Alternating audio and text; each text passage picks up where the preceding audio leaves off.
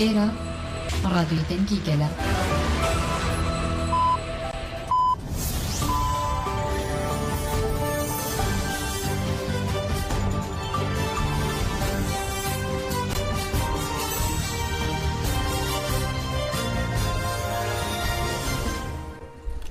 Şınavindan uçan radyoyu dengi gelden başkodarin hece 12 Eylül 2024 Penşemli Brüksel saat 8'de Lahmede çağırdı.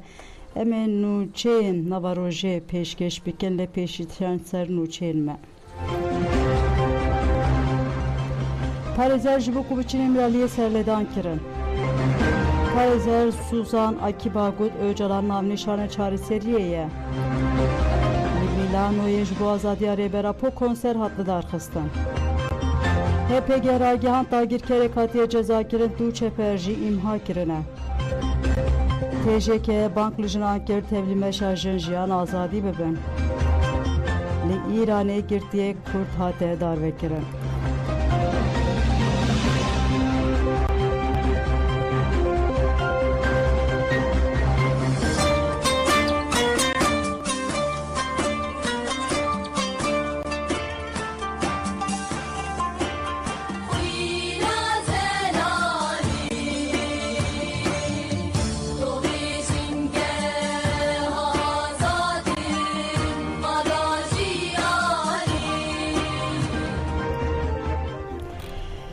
دوباره دم başkodarin hejam dest bi berfireyhan û çên xwedekên ji bo dîtina rêbera serledan hat kirin. Parêzerên Bîroya Hukukê sed salê ji bo karibin müvekkila xwe rêber Abdullah Öcalan bibînin serî serdozgerê Komareya Bursayê û Müdîriyeta Girtîgehê İmraliyê da. Parêzeran ji bo müvekkilên xwe yên din Enli İmralî Ömer Hayri Konar Hamidî Yıldırım û Veysi Aktaş jî heman serlêdanê kirin. Serlêdan ji aliyê parêzerên Bîroya Hukukê sed salê Rêzan Sarıca, Raziye Öztürk, Faik Özgür Erol û Mazlum Dinç ve hatine kirin.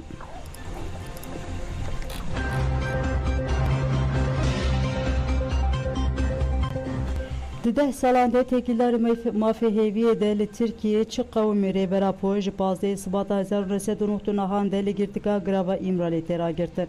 Pergaleke qirkirin û işkenceyê li dijî wî xistine meriyetê û ji hemû mafeyên wê bê partên hiştin.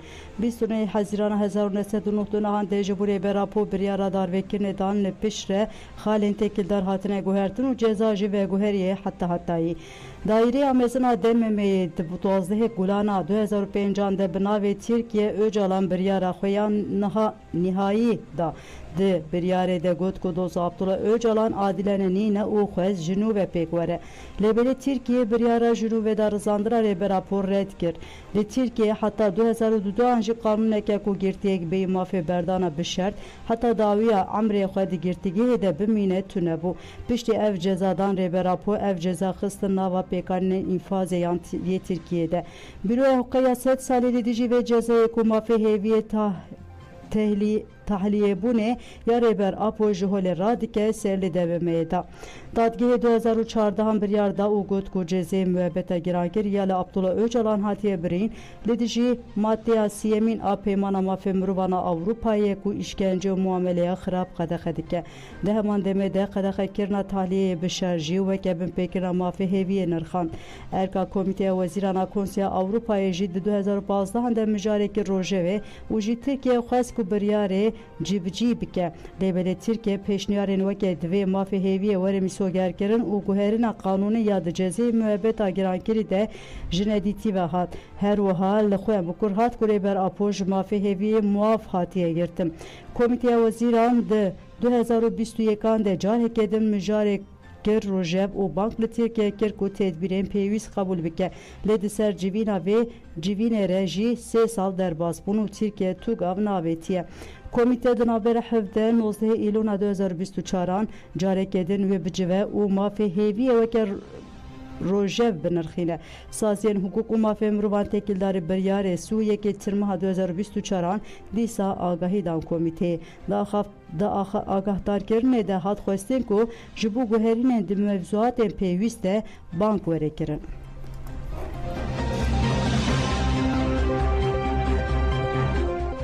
HPG ragihan dagirkerek hat cezakirin du çeper hatiye imhagirin da xuyane navenda ragihandunu çepemeniya HPG bi virengiye leherama şehit delil arojavay zape dehe ilone del qada berxwedan ya gire cudi bi suikastele dagirkeren hatiye kıstan dagirkerek hatiye cezakirin dehe ilone del hemberi dagirkeren ku hevdudan qada berxwedan ya gire Ahmediye bi cih bibin bi çekengiran çalaki hatiye kirin de çalaki de çeperek hatiye imhagirin se dagirker birindar bune leheman roje del qada berxwedan ya giri Ahmediye biçeke niv otomatik dagirkeran hatiye kıstan ule bu tevgera dagirkeran hatiye ravastandın. Yazdığı ilon edeli qada berxwedan ya giri Ahmediye biçeke niv otomatikle dagirkeran hatiye kıstan le bu tevgera dagirkeran hatiye ravastandın. Yazdığı ilon edeli qada berxwedan ya giri FM ile hemberi dagirkeren ku duxestin bitaqamenin qada xekiri bombeyan le tünelelmeyen şer bibarinin bi sabotajı çalaki hatiye kirin. Le herima xakurke.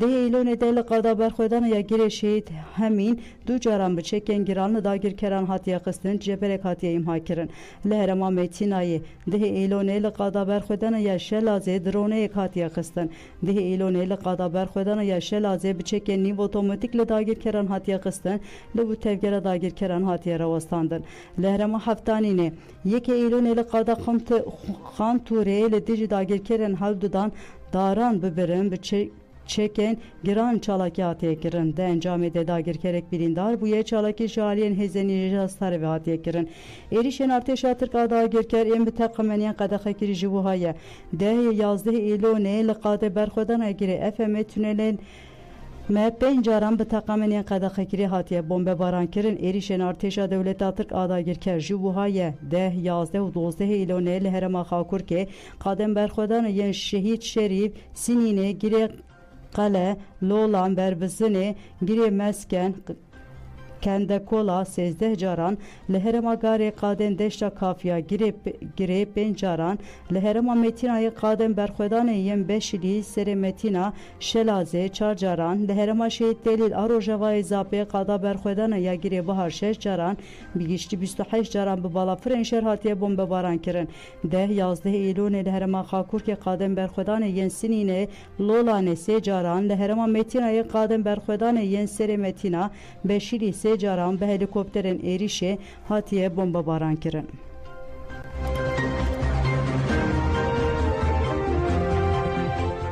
Little Rifate drone ke hatiye xistin jihere me hatiye ragandın ku drone ke arteş atır kada girker uçetin veli bajare Rifate kantona Afrin şebaye drone ke hatiye xistin agahiyen zelaltır ne hatın bides xistin.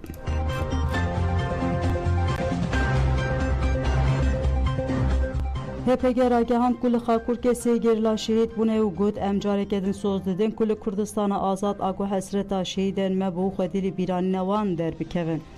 Navenda ragihandunu çepemeniya HPG bidaxuyane ke şahadet segirlayan ragihan HPG tegildari şahadet van agahiyan parvedike. Hevalelme asirin xuyinda u Rustem 24 tabağa leherema xakur ke de erişa dejmende şehit bun.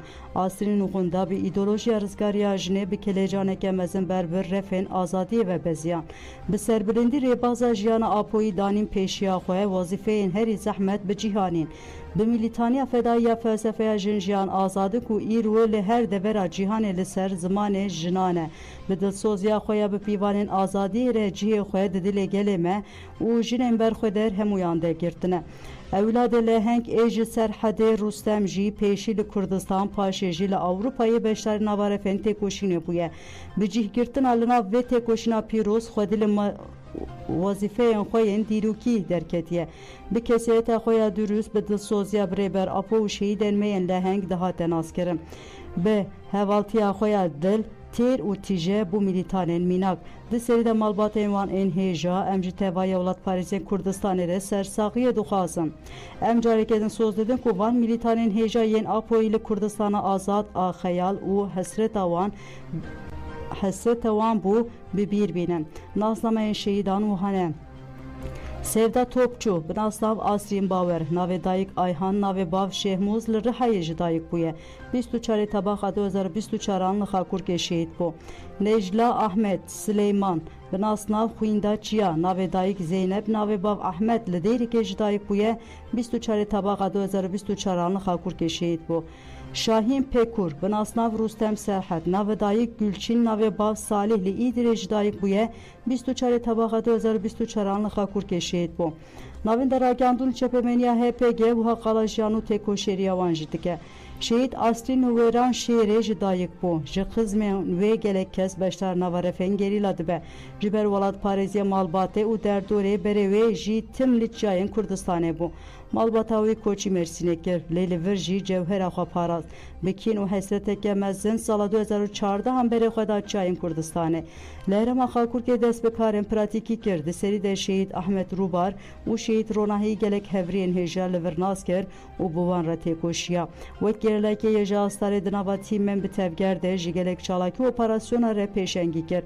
برای فدایی بسر دجمن ده چو و ده جزاکرنا گلک داگر کرانده بو خودی رول شهید خویندا جنا لهنگ پیشنگ بر اومد و سر بلند آج روژاوای کردستانه لدیری که دناوا مالبات و در دوره که ولاد پاریزه مزنده به خودی زانبونه که کور آدیروکی بو تجاری جانه که جریزه جبو خو قبول ندیکر به شورش روژاور راستی ریبراپو باشتر ناس کرد 2016 چکا شهیدان ارده نهشت و بر خدا چاین کردستانه به پرورده یا گرتی بو گرله که پروفیسیونل آیجا استاره در باسی هرما خاکور که بو یک سرجیه خود انیا بر خدا ندکرد حتی نفس خود داوی به فدای شهر کرد شهید رستم جلی ایدره به هستن کور ای ولاد پاريزيا هرما سرحد مزن بو لتمنه که پچوک ده درفت دیت کو تevgera azadiye nas bike dizani bu ku tek koşuna edici devleta Türk ancak bu felsefe reber apopekane peşi dinava cuvan anda xabat meşandın 2004'dan jiber xabatın dikkerin hedef hat her tim de hedef adijminde bu ne çarmak u bere xwe bide Avrupayı li beyin haber xabata xwe domand خیالاویا هری مزن او بکو روژه که ببه گریلا او داخوازا خواه 2019 پیکانی و جاره کدن بره خدا کردستانه دیدمه که کرده بگرله که پسپور لهرما خاکور که دیگه لخباتان ده جه کرد حتی شهادت خواه جیبو خودی مشه که بینا بر آشورشا آزادیه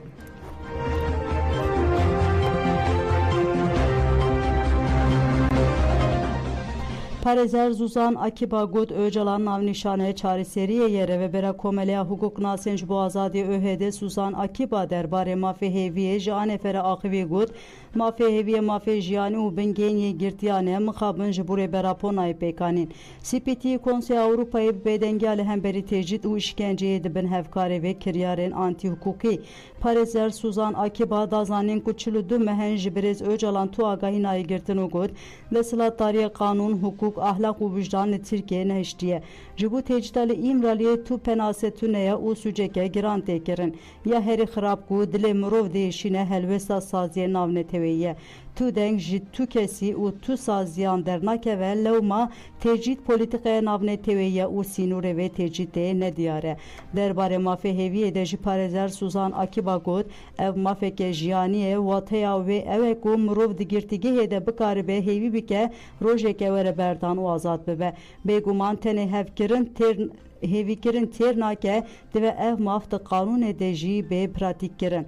De sala 2004'dan de ahim bir yarda ku cezeye hatta işkence u banklı Türkiye kirku kanunen xwe bu goherine le 10 salı Türkiye gavek navetiye le Konsey Avrupa ji pedenge mafe heviye ji bu brez Öcalan mafeke pirgiringe le mixabın evde sılatları ji azadi hezi irade brez Öcalan detirse bi ısrar ku mafe heviye nasneke Parezer Suzan Akiba heridavi gut tecdali imraliye bandoreli hemu hukuka Türkiye u hemu siyaset u aboriya Türkiye dike jibu veji de vejin juvan Parezer Parezvan mafe murvan aktivist u civaka sivil be hukuki alise brez Abdullah Öcalan kabul nekin Öcalan navnişane çareseriyeye eger derfet hebin Öcalan rola xoya jibu çareseriye bileyze ve encameke ereni derbike ve hole de veji bu çareseriye tevahi civak behevreletici tecide Rabe Serpiyan.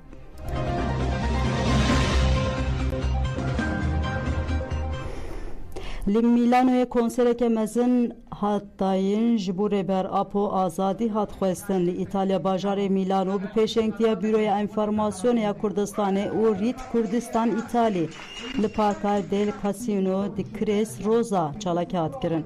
Çalakî bi panel li ser girîngiya fikrên rêber Abdullah Öcalan û Tecdalî İmralî dest pê kir. Di panelê de rojnavan Alîsa Manzî moderatörî kir. Di destpêkê de serokê weşanxaneya Pont Ros ku pirtûkê rêber Abdullah Öcalan bi İtalî wergerandiye Robert Mapel axivî got Öcalan yek ji filozofên girîng yên vê serdemeye û di asla şoreşgerê İtalya Anton Gramsci û Nelson Mandela de ye.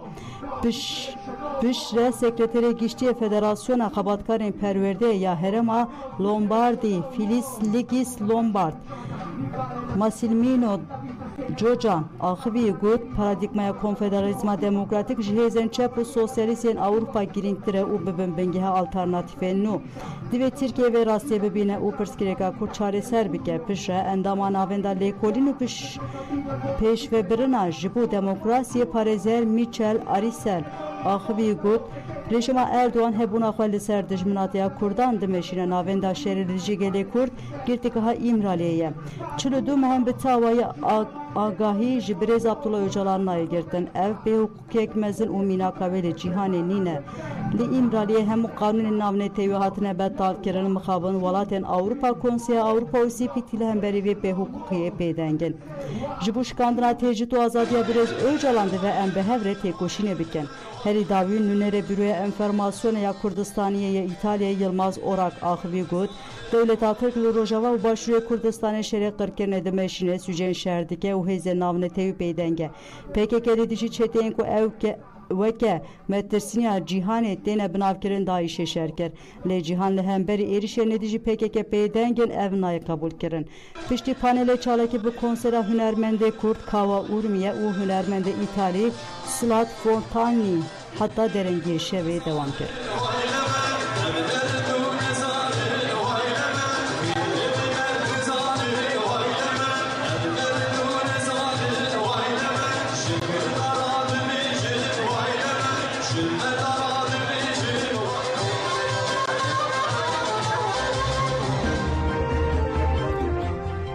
Li Tirkiye û Bakurê Kurdistanê Komek Rewşenbîr nivîskar sosyalîst û parêzvanên mafê mirovan pêncê tebaxa 2024 hewldana li dijî tecdîda adalet ava kirin.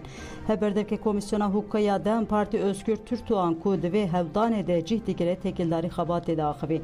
Rewşa aborî û ciwakiya li Tirkiye bi verfirehî bi bîrxist û weke çareserî jî balkişan ser rola rêber Apo. Öztürk Türkdoğan pergala qirkirin û işkenceye ya li ser rêber Apo tê meşandin destşankirê got 4 salê tu agahî tune ye. Rewşa li vir bi rastî jî ji aliyê wijdanî ahlaqî û hukukî ve nayê qebûl kirin.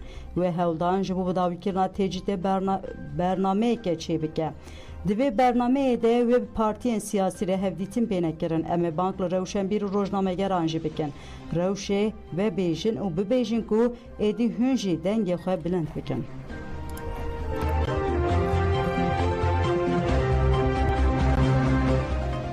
Endamê malbatên çandiniya Helebê gelek siyasetmedar û Rûspiyên bajêr pirtûkên rêber Abdullah Öcalan dixwînin û diyar dikin ku armanca wan pratīkkirina ramanên rêber Apo ye.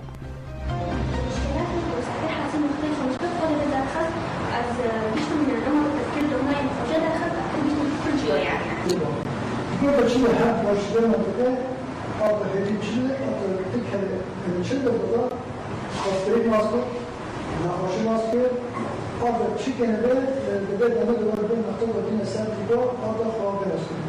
Ben bir çi gerekli adı duvar kanadı müşahsi ve şöyle demokratik. Vakazan hamedes parvarda kiri, av parvarda ji malbata şan Rewşenbîr Helebê malbata Helebê. Ji bo parvarda ser parzemê rêber Apo, bi taybet Süzgül Ceharî Asiyê Araqam Sisê. Hev jî hev komîte avên nizikî sê mehne me dest bigirî. Di hundirê sê me de hefte carek em tên cem hev. Taqrîben hefte 2 saat 3 saat berxwe dide. Êbêtir ser Pirtûkê, ser parzema rêber Apo, li ser tiştê rêber Apo nivîsandî, li ser civak سر رتنابی سر بجروانی سر طبقه سر سلطه سر حمی پرتوک هنه يتحدث عن نمط الحياة. رخصتên civakên Rojhilatê Kurdistanê banga greva giştî kirin partiyên siyasî Rojhilatê Kurdistanê rexistînên civakî û parêzvanên mafê mirovan ji bona salvegera duyemîn ya serhildana jin jiyan azadî ji bo 16 Îlonê banga greva giştî kirin.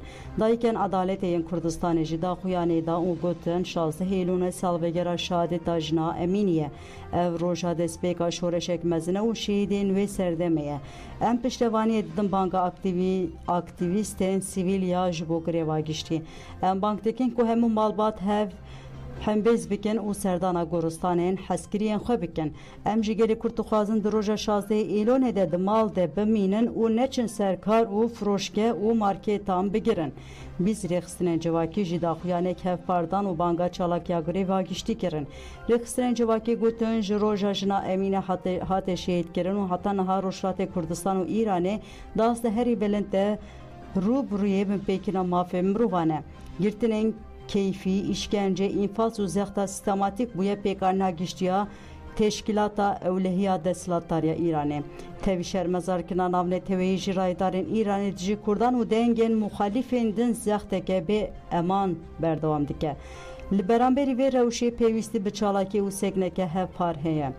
Da Arîfeya salvegera duyemîn ya şîyêtkirina jina Emînî de di nava volayê de aktivîstên sivîl û mafê mirovan bang kirin ku wê di roja 16 Îlona 2024 de li giştî Rojhilatê Kurdistanê grêvê bikin. Em weke rêxistînên mafê sivîl û mirovan piştevaniya vê bangê dikin. Em bang dikin ku hemû beşên civakên Îran û Kurdistanê Kurd beşdarê greva giştî bibin. Em bang li civaka navnetewî jî dikin ku her zêdetir balê bidin ser bin pêkirina mafê mirovan yên li Îranê. Jin bingehê jiyanê ye bijî berxwedana jin jiyan azadî. Azadiya jinê wê civakê azad bike. Hevgirtina jinan em ê hişmendiya desthilatdar têk bibin. Berxwedan jin jiyan azadî hîvî de hemû jinê cîhanê. Diruşma jin jiyana azadî wê bibe dengê hemû jinan.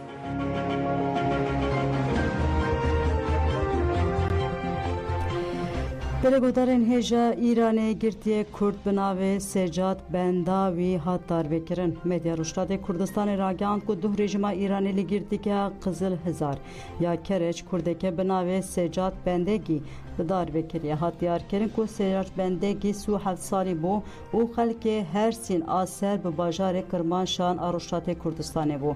Her wiha ragihandin ku piştî Secat sevkî hücre yek kesiya li girtîgeha Qizil Hizar a Kereç bi saatan cezayê darvekirina hatiye pêkanîn. Li gorî heman agahiyan Secat Bendegî beriya 10 salan ji alê dezgeha dedweriya Îranê ve bi cezayê darvekirina hatiye cezakirin. Hêjayî gotinê ku di meha tabaxê ya îsal de nêzîkî 94 kes ji alê rejima Îranê ve hatine darvekirin ku ji sedan 21 wan Kurd bûn. Di meha tirmehê de jî 55 kes hatibûn darvekirin.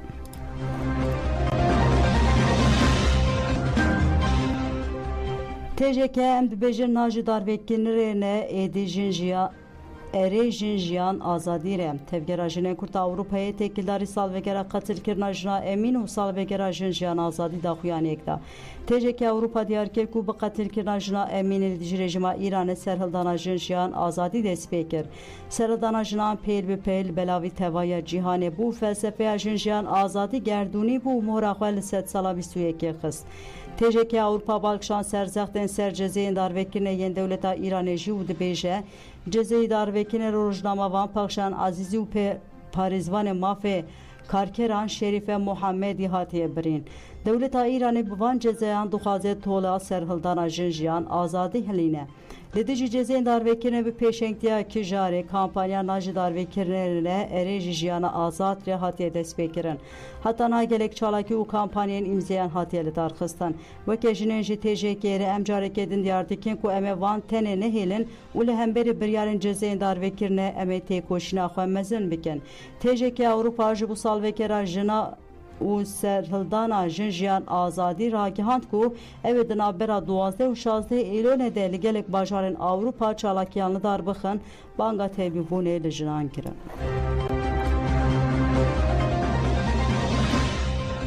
ji serhildana jin jiyan azadî bandor bû berexweda refên gerîla Delalbotan û pêşengî ji serhildana li Îran û Rûşatê Kurdistanê dest pê kir dikir ji bo têkoşîna xwe mezin bike beşdarî nava refên HPC jî bû û wiha dibêje hêrs û kîna li dijî hikûmetê veguheriye serhildanê.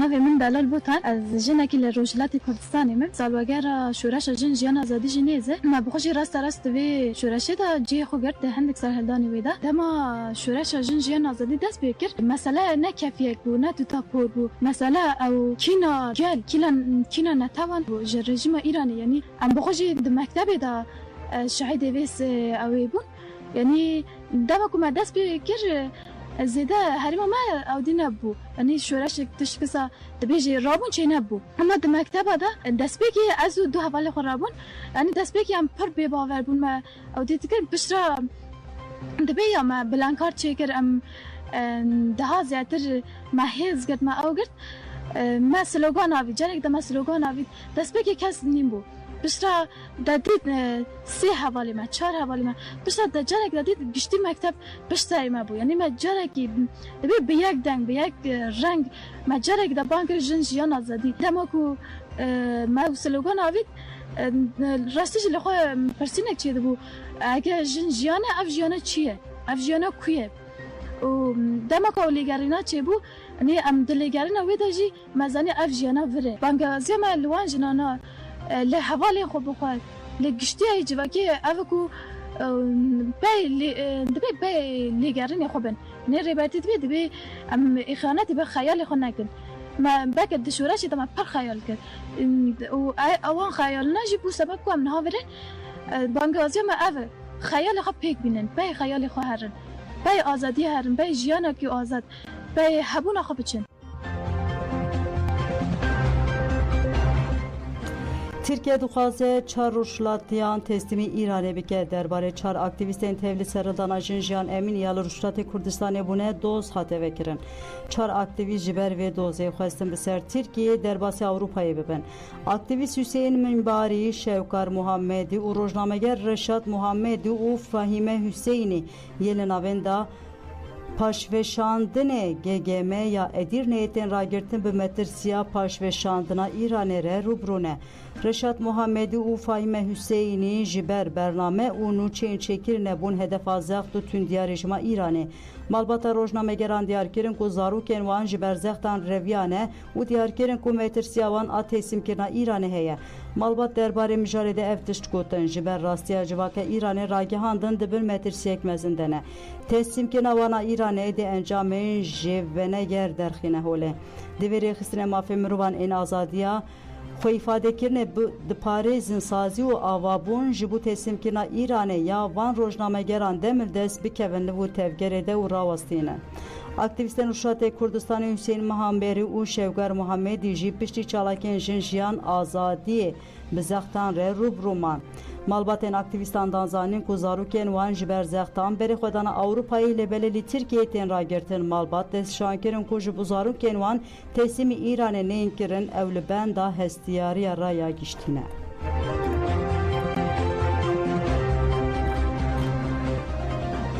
DPP biryara seferberiya rêxistiniyê da Partiya Herêmen Demokratîk DPP di heşt nehê îlonê de komxebata ji bo amadekariya konferansa rêxistinbûnê li darxist. Divê komxebatê de rewşa rêxistinbûnê û êrişên li ser gelê Kurd geşedanên siyasîyên li Kurdistanê û cîhanê bi berfireyî hatin nirxandin. Piştî nîqaş û nirxandinên berfireyê DPP da danêzana encamnameya komxebata xwe eşkere kir. Danêzana bi ser navê bi rêxistinbûnê em ê ber bi azadî ve bimeşin hat weşandin de encamnameyê de wiha hatê gotin. Di gelek aliyan de duwarê rêvebirin û rêxistinkirinê de pirsgirêk û qelsbûyînê me hatine tespîtkirin. Ji ber vê yekê jî biryar hatdayîn ku divê em demir dest bi xebatên berfireh bikin. Li ser esasa rêvbaza herî bingên ya hebûnê rêxistinbûyînê me hin biryar girtine. Bişiyara rêxistinbûyîn serkeftine azadî bi rêxistinbûyînê ve dest pê dike û dest bi pêngava xwe rêxistinkirinê bike. Ev pêngav bajêr bi bajêr, navçe bi navçe, kolan bi kolan û gund bi gund bixin meriyetê û pêl bi pêl mezintir bikin. Heya ku statûya gelê Kurd neyê sazkirin û azadiya Rêber Abdullah Öcalan neyê mîsogerkirin em ê têkoşina xwe mezin bikin. Bi fereseta wê sed sala 21 min bi sed sala jinan rêxistinên xwe yên jinan geş bikin û bigihînin civakî. Rêxistinên me yên ciwanan ve bi rola xwe ya pêşengî rabe û bi xurtî tevlî xebatên rêxistinbûyînê civakî bibe.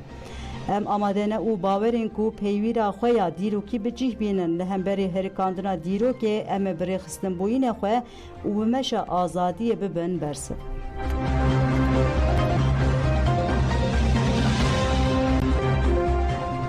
Karsazê ku 5 mehên agahîjên nayê wergirtin mirî hate dîtin. Karsazê bi navê İsmaîl Demir ê ji navçeya Midyat a Mêrdînê di 24 Nîsanê de winda bû û nêzî 5 mehên tu agahîjê nedahat girtin.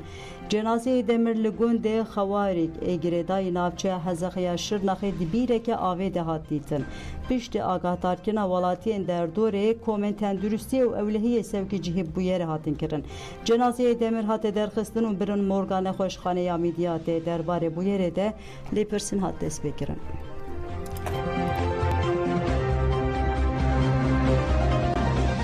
Artêşa Tirka dagirker û çêtiyên wê li Efrînê di 6 rojan de 19 kes revandin navên da belgekirina binpêkirina têkildarî welatiyên ku di rojên dawî de li Efrînê ji alî Artêşa Tirka dagirker û çêtiyên wê ve hatine revandin raporek parve kir. Li gorî raporê navên deng kesên hatine revandin hatine parvekirin û dibêje ev kes di 1, 4, 5, 7 û 8 û 9 îlonê de hatine revandin û aqubeta wan nayê zanîn.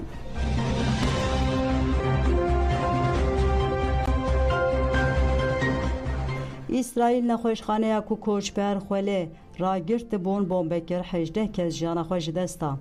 İsraîlê carekê din li Xezayê li dibistanekê ku kesên jî çûyîwarên xwe bûne xist. Li gorî medyayê ragihand te encama êrişa İsraîlê de herî kemsû 4 kes hatine kuştin. Rêxistina alîkariya Filîstînê ya netewên yekbûyî ûnerê ve ya destşan kir ku dema êrişê de 6 xebatkarên wan hatine kuştin. Rêxistina pêre jî got 12,000 kesên jî çûyîwarên xwe bûne li vê dibistanê û derdora wê dimînin. Di navbera 11 mehên dawî de dibe 5 carin êriş li vê dibistanê têk kirin. Artêşa İsraîlê weke her tim dîsa Hamas kir bihane îddia kir ku mîlîtanên Hamasê plan dikin ku wê ji dibistanê êriş pêk bînin.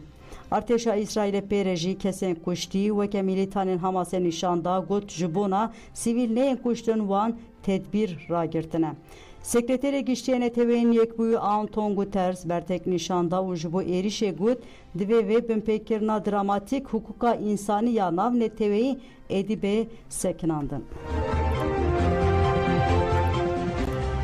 Belê godarên Cemal û Çênîr û pêşkêşkirin ji bo godarkirina we spas ana xatirê ve demiş.